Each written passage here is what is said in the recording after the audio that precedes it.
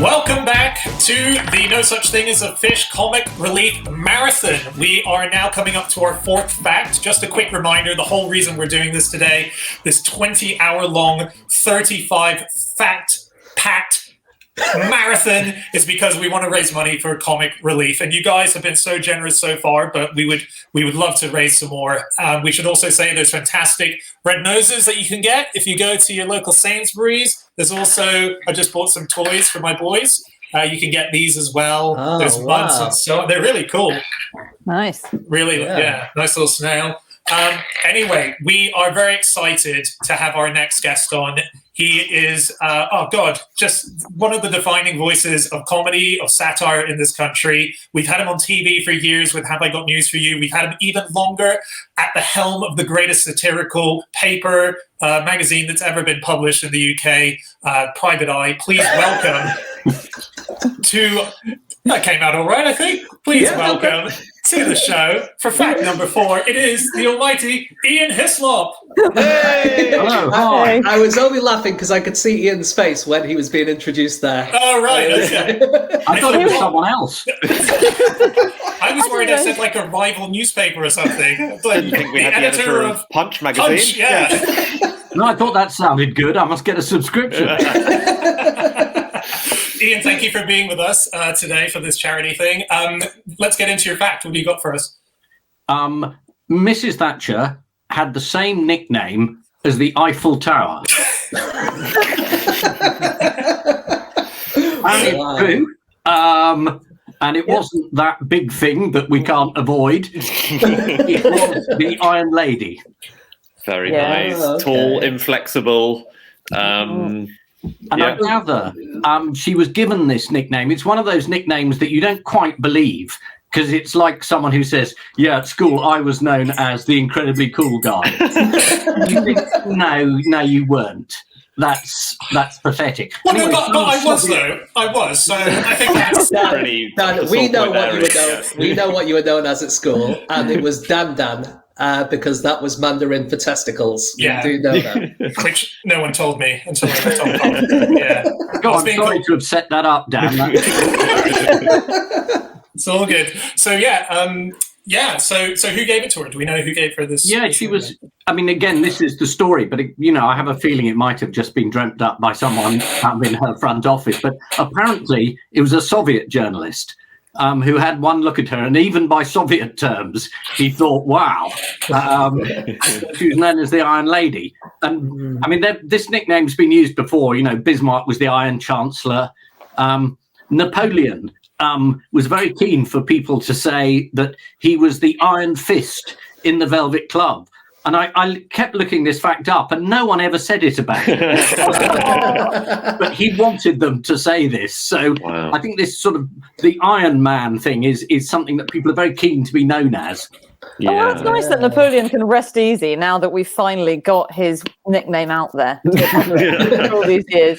It is a weird story, isn't it? Because there was a guy called Gavrilov, and he wrote, apparently, that Margaret Thatcher was known by her friends as the Iron Lady. And then it was another journalist from Reuters who saw this and thought, well, I'm going to say that the Soviets call her the Iron Lady. And then a few days later, Margaret Thatcher stood up in front of a conference and said, they call me the Iron Lady. So it was, everyone was saying that everyone else was calling her that.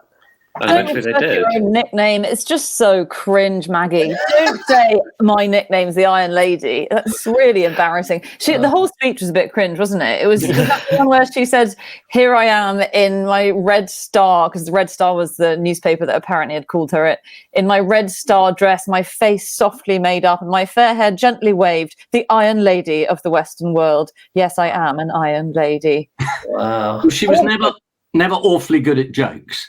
It wasn't really her thing, and you can tell with the Iron Lady that it's one of those nicknames that's too flattering. If you think that her predecessor Edward Heath, who was furious for the rest of his career about being displaced by Mrs. Thatcher, he was known as the Incredible Sulk. A really good and really funny nickname, and it's clearly given to him by someone who cares. The Iron Lady, no. But so, There are so many- Iron there are so Lady, Incredible Sulk. Do we have the whole Avengers team in political nicknames? Does anyone know? But Thatcher had so many other nicknames as well. So there are pages online devoted to the various nicknames she had. There was that great charmer, Tina. Was this known at the time, Ian? Where she, there is no alternative. That acronym, was she ever known as Tina? It was one of those that nobody ever used, but someone in a column thought. I mean, when I was growing up, she was known as Mrs. Thatcher Milk Snatcher. Right. Yeah. Because at school, everybody got a third of a pint free at break time, and this was given to children to try and make them healthy. Apparently, nowadays, you guys should look this up, but apparently giving children milk is disastrous. And Mrs. Thatcher should be applauded as a sort of health pioneer. No one likes lactose these days, do they? They need some almond milk to all the children or something. Yeah. Didn't she make ice cream, though? Wasn't that her thing for a bit? Or have I made that up? I don't you're think right. she was stealing the milk for the ice cream. No, I just say milk's a bit of an ice cream competitor. Not directly, but, to an extent. Maybe she was trying to monopolise. I'm sorry, milk is not an ice cream competitor. When have you ever thought, shall I have a vanilla ice cream or shall I have a glass? It's obviously Dan's fatherhood technique of his children saying, "Can I have an ice cream?" And he's like, "No, you'll have some milk." There's milk at home. Yeah. Oh dear. I mean, I think the ice cream, Go on. it was because she'd been a scientist, and I think she'd been a food scientist. And again, I think the idea was to try and find something accessible that the public might like, rather than saying you're a food scientist. It was, she worked on, I think, Mr. Whippy or Walls. No, I've made that bit up. It was Walls. Mr. Whippy was Norman Lamont, wasn't it? That was in the cycle of Tory scandal. Anyway. You'll get sued. Unlikely. Yeah, might be late for that. Oh, God, that's dangerous. Aren't you the most sued man? And what are we doing bringing you on our show? You're technically... Hopeless. And also, I remember in the early days of Comic Relief, where I used to work on Spitting Image, and Spitting Image did some stuff, and I did some stuff. And I always thought, why am I being uncharitable about people for charity?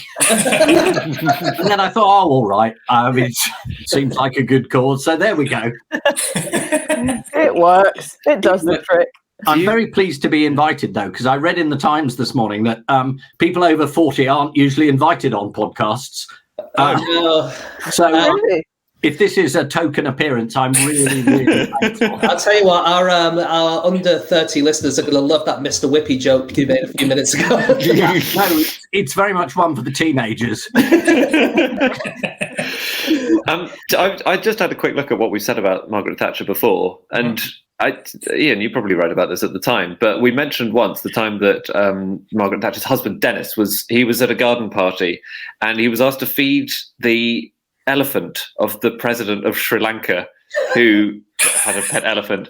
And Dennis Thatcher clearly knew nothing about elephant anatomy, because he picked up 6 bananas and he just stuffed them up its trunk. He didn't stop. He didn't offer us. He just sort of kept pushing them up there until it sort of sprayed everyone with gunk. Oh, where was that? I applaud the effort. Obviously, he hadn't done a lot of elephant observance in his time. No, I mean, she again sort of, she became associated with things that were meant to be derogatory but weren't at all. I mean, the most famous sketch on Spitting Image, which I worked on, again, there's one for the teenagers, but I gather it's been revived. In the old days, and there was a very famous sketch of her going into the House of Commons with the cabinet and saying, the chef saying to her, "What would you like?" She said, "I'll have the steak." And then he says, "What about the vegetables?" And she said, "Yes, they'll all have the steak." Now, it was quite a good joke, but then I discovered that members of the cabinet were retelling this as though it happened. Gave an after-dinner anecdote, which I actually heard people tell as real. And the point of that was because it's a great story for her. Yeah. Everybody surrounding her is a vegetable. Isn't that amusing? I'm the Iron Lady. Yeah. That just goes to show fake news is not just a modern day phenomenon, is it? That's how easily that kind of thing happens. I'm sure half of them believed she'd really said it. Yeah, no, and I mean, again, for your younger listeners, I mean, just to warn them that by the time they're my age, they'll have told the same anecdote so many times that they'll have no idea if they're true or not. And they may well not be. Okay. But it would have rung alarm bells, right? Because as you say, she didn't have a good sense of humour, which is weird because there are all kind of humorous quotes and attitudes attributed to her. But she didn't even get the ladies not for turning, I don't think, when she was really? Most famous quote, you turn if you want to, the ladies not for turning. I don't think she understood it, the speechwriter said. It is a reference to quite an obscure play called The Ladies Not for Burning. So sorry, I must admit I didn't get that. Oh, no, sorry. I thought that she just didn't get the U-turn because it's a U-turn. That was the term. The reference was by some rather literary and overeducated member of team of Spads. No, if she didn't get that, that's fine. Oh, she didn't Maggie, get that. I thought she just didn't get the joke she told at a political conference, which was about Moses coming down from the mountain and someone saying, "Keep taking the tablets." And Mrs. Thatcher apparently said to him, "Surely it should be pills." Taking the pills. It's clearly it does act as a kind of advantage if you're seen, or to have these very distinctive characteristics in the public mind. So there was another occasion. This was I read this in the New Yorker. She had compared something to Waiting for Godot, but she pronounced it Godot, hard T at the end. And her foreign secretary, Lord Carrington, which leaned over and whispered, "It's pronounced Godot, Prime Minister." And she said, "How is it spelled?" And Carrington spelled it out. And then she said, "Then it's Godot." And, wouldn't accept. The ladies not for learning. Yeah. Wow. Which is great. I think she felt she'd had a lifetime of being patronised by quite well-educated old Etonians and leaning over and saying, "I think you'll find that." And in the end, she thought, "No, I'll just say it how I feel like it, really." Yeah. There's one more joke which is related to Margaret Thatcher, and that is the classic "May the 4th be with you" joke that happens every year with Star Wars. So every May the 4th, all the Star Wars fans, and for the podcast listeners, Star Wars was an old film that it's not just them. But so the Conservative Party invented the joke "May the 4th be with you," and it was for when she got elected in 1979. So the film had just come out. She got elected, I think it was on May the 3rd, or it was the start of May anyway. And the next day, they did a big splash in the newspaper saying, "Maggie Thatcher, May the 4th be with you." Wow. That's so funny. I'm almost surprised. Yeah. It's almost surprising the directors of Star Wars didn't ring up Tory Party HQ and say, "I'm really sorry, do you mind not using our tagline, associating it with your brand?" Because that's embarrassing for them. Yeah, it is. I was very quickly, I was looking into other political nicknames that have been given, and there's lovely lists where you see one people attributing and giving it to someone else, and then I discovered that there's a Wikipedia page which is called List of Nicknames Used by Donald Trump. And I just want to quickly show you guys. So this is the page. Okay. Look how many nicknames Donald Trump created in 4 years of office. Are they for other people? These are all different people. That's domestic politicians. We now move on to foreign leaders. Any good ones in there? Anything media clever? Figures. Nothing clever. No, it's all, Dopey Prince for a Saudi Arabian businessman, the Loser Project for the Lincoln Project. That's down to organisers. I mean, it's a phenomenal list. But his idea was never to be clever. I mean, that wasn't going to happen. What he is mean. So Sleepy Joe, it's not clever. For an old bloke, it sticks. Yes. That's what Trump was good at. I mean, it is playground bullies. No one says about playground bullies, "Oh, they're so uninspired." They really should be cleverer. What they're good at is finding stuff that hurts. Yes, it's true. Mind you, am I the only one who found Anthony Scaramucci's nickname for Reince Priebus quite funny? What was it? So do you remember when Anthony Scaramucci's brief 1 week period of working for Donald Trump, he hated Reince Priebus, the chief of staff, and he called him rancid penis. is so close to being an anagram that you've got to give him some credit for that. Yeah, no, that's pretty good. Yeah. The Aussies have a lot of. I mean, Dan, you're from Australia. Australian political nicknames are they're a bit more forceful, I think, than British political nicknames, Milk Snatcher and so on. The first ever Prime Minister of Australia was nicknamed Toby Tosspot. He wasn't even called Toby. He was called Edmund. But what? Why was he called that? Well, he liked long dinners, and it's slang for a drinker. It's someone who, likes, a tosspot. Yeah, exactly. Yeah. So that's what they told him. Yeah, they've got some great, the Silver Bodgie, Pig Iron Bob. One of them was just called the Rat. They have great nicknames. Over here, everyone's just trying to be clever. So Keir Starmer is Steer Calmer, I read. Oh, yes. That's very good. And when Blair was there, people were saying, did you know that it's Tony B. Liar? And you see, it's an anagram. Oh, yeah. And it just didn't catch on. If he was called Tony Tosspot. Yeah. Well, again, that may just be domestic, but being clever doesn't necessarily help. No, it's satisfying though. I mean, Mrs. Thatcher ended up. In the latter days of Spitting Image, after about 10 years of a vicious satirical attack, she was brought down, obviously, by her own government, knifed in the back and removed, and. Spitting Image had gone through, I think she appeared as Caligula, Churchill, bloke in a suit, you name it, more or less run out of ideas, and then she went. So sometimes it's sort of the idea that you're going to undermine someone with this bit of brilliance. That doesn't happen. Yeah. There was a very good, I think it was another podcast, I can't remember whose, about how actually it might do them more good than harm, often these things. I think it was about, and it was a podcast that was talking about Harry Enfield sketches, how they laid into the wealthy, but actually it doesn't seem to have make any social difference at all. So actually satire is completely pointless. Do you mean things like loads of money, Anna, or that kind of all the loads of money stuff? Just after he did Loads of Money, Nigel Lawson, who was Mrs. Thatcher's Chancellor, got himself described as Chancellor Loads of Money, literally appropriating the character. Wow! There you go. A lot of sort of successful Thatcherite people at the time looked at the sketch and thought, yeah, I'm going to wave a wad of cash in the face of people who don't have what I've got and say, loads. This is a role model. Wow. Yeah, and they were on an early, I'm pretty sure they were on an early Comic Relief singing the Loads of Money song. Oh, really?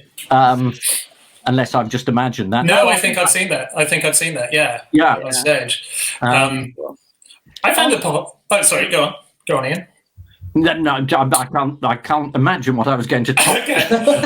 Harry Enfield singing. I was going to quickly say that a lot of politicians sort of like to get away from those crudish names, but I did find one guy who kind of was sticking to his guns. So this was a Republican mayor in Fort Wayne, Indiana, between 1932 and 1954. He was out of the office at various points. But his name, which he refused to change, was Harry Balls. And Harry Balls had his name on all his stickers, which had sort of like bizarre innuendo. And he basically liked it so much, but people found it awkward that they tried to change it to Bales, but he really wouldn't let them. They'd be like, it's Harry Bales. And he'd be saying, it's Harry Balls, actually. And there's even radio presenters who would get a call from him mid-broadcast saying, this is your mayor, son. It's pronounced balls whenever they tried to do, bowels. Yeah. And the family has now actually changed it because he was honored. He was a big mayor in the place and he had Harry Balls Drive and so on. And now it's H Balls Drive as opposed to Harry.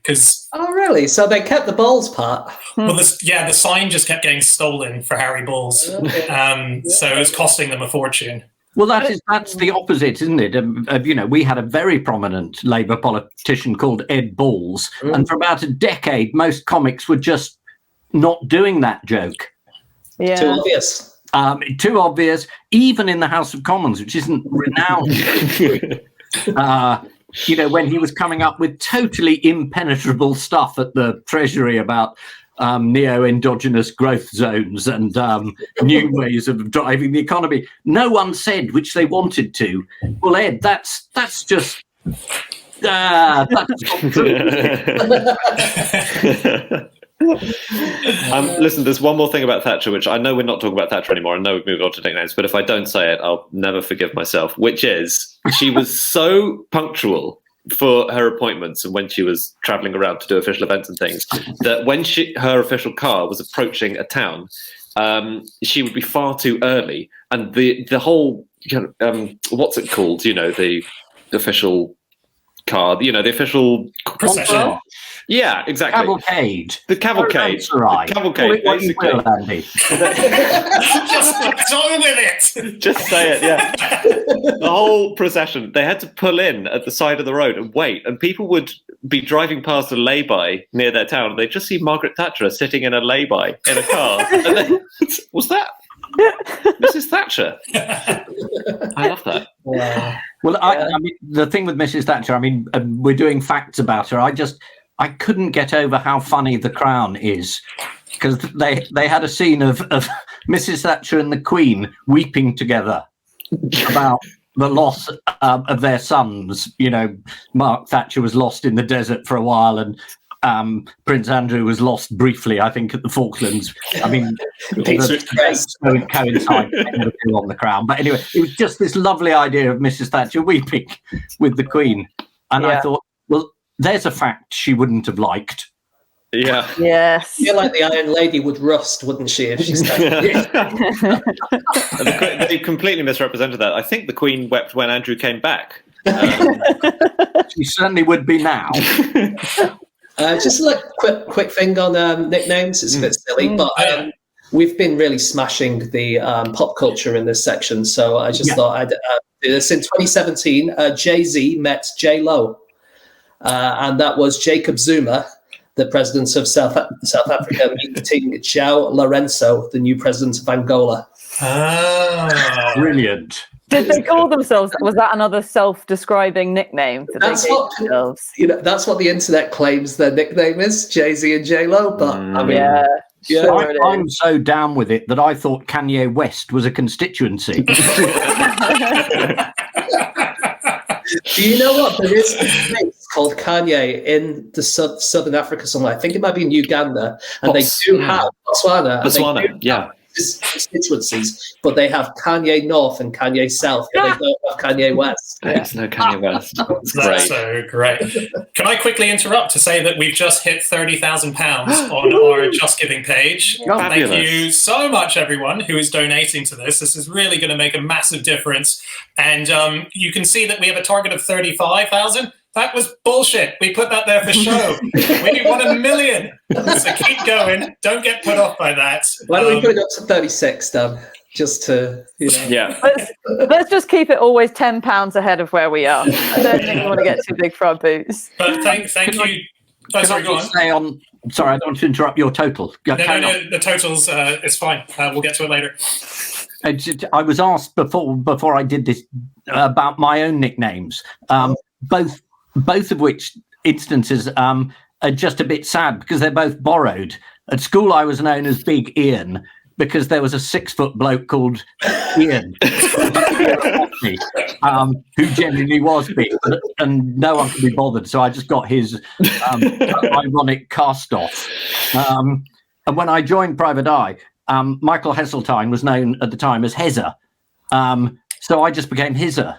Because it sounded a bit like it, and I felt I've never really got my own nickname. Thank you. That's the sympathy vote. It's a day of charity. Well, if you really can't donate anything monetarily, then maybe you could donate a nickname idea for Ian. Is that what we're saying? Drop them in the YouTube comments, and if I see one that works. No, and obviously I won't be reading any of them because I don't go online. But anybody who suggests the Iron Editor, I'll take it. Just on this is just on politicians and funny names, but I was reading a book that's, I think it came out recently, called The Gatekeeper. It's by Kate Fall, about Cameron's days, and there was a story about when he was in India and he was asked to thank a local politician who was actually a really prominent, she's the longest serving chief minister of Delhi, and she died in 2019, I think, and so she was a big deal, but there was a crisis because she was called Sheila Dixit. And David Cameron said to his staff, is there any way we can get around this? Can we possibly not thank her? And I think wow. And what a PR man he was all the way through. I can't get through this without laughing, so I'm just not going to thank this important politician. That tells you quite a lot. I probably exaggerated it. I think there was some tension about the fact he was going to have to. You see, Mrs. Thatcher would have just mispronounced it and said Someone is suggesting Iron Hislop. That'll do fine. That's very close. Yes, no, that's Iron Hislop. Yeah, that's from Voltan Hawkman. So it's someone who knows good nicknames. Obviously nicked from Flash Gordon, but yeah. No, again, that was Gordon Brown's, which people in the Labour Party wanted people to call him Flash Gordon while he was Prime Minister. I mean, again, it didn't last very long, and nobody did. No, wasn't he Big Clunking Fist for a while? But yes. I can't remember where he got that from. It might have been from Blair. Or I think that was, again, from inside the party. And again, it wasn't meant to be particularly flattering. It doesn't sound it. I don't think anyone's under illusions. No, but it was after the sort of rather nuanced and elegant style of Blair. Came Gordon. Yeah. I've always thought the most Gordon Brown story I know is from when, before he was Chancellor, and he was asked to give a speech to a group of pensioners. It was just some like local council thing or something. And he was asked to speak for 45 minutes. And so he gave a 45-minute speech about the intricacies of local finance. And he'd misheard, and he'd been asked to speak for 4 to 5 minutes.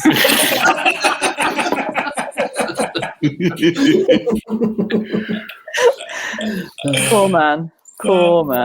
That's too good.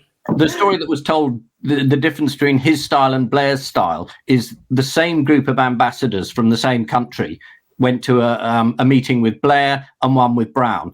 And the meeting with Brown, he'd stayed up all night. He'd read 2 biographies of the Prime Minister. He'd read a history of the country. He was frazzled. He got in there. He'd got piles of notes. They hated him. Blair read nothing at all, asked his aides for a PowerPoint, 3 points. They came in. He smiled a lot. They loved him. It's That's just the key. unfair, isn't it? Well, that's how Dan's got through the podcast so far, the last 6 years.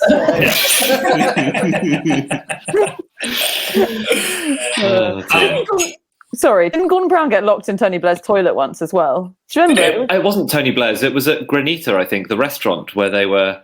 Wasn't that where they had their pact? They agreed. I think this was the same meal where Tony Blair said, I'm going to have... Again, I'm probably going to fudge the details, but I think that was the meeting where they said, oh, Blair will have 1 term or 2 terms, then hand over. And Brown went to the loo and he was ages. Ian, is that... Can you remember if it was Granita or... The details of this meal were much disputed. Yes. Partly because I think they should have written the contract on a napkin. Because I think Brown's memory of it was that Blair would hand over. Blair's memory of it seems to have been rather different. In that Gordon would at no point ever want to take the job and would serve loyally. And this created a good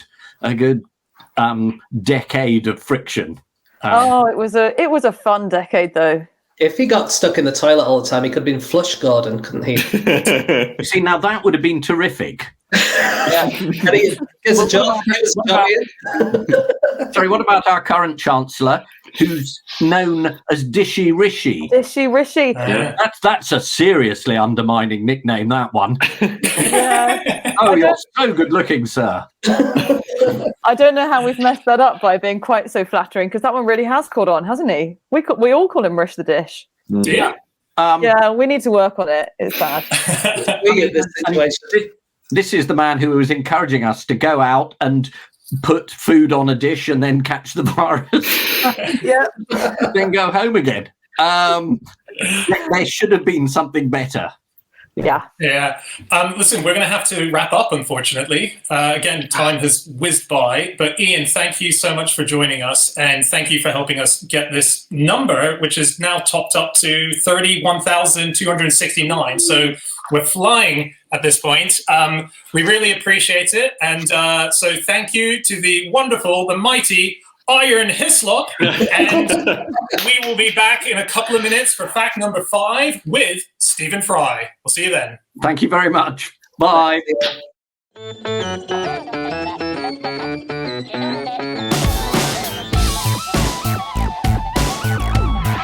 Hello, everybody. That was fun, wasn't it? Well, now you have to pay. Please go to comicrelief.com/fish and give us all of your money so that it can be spent on fabulous causes around the world. There are many more videos where these came from, so bring all of your money and give it to us. Link is below. Click on the link.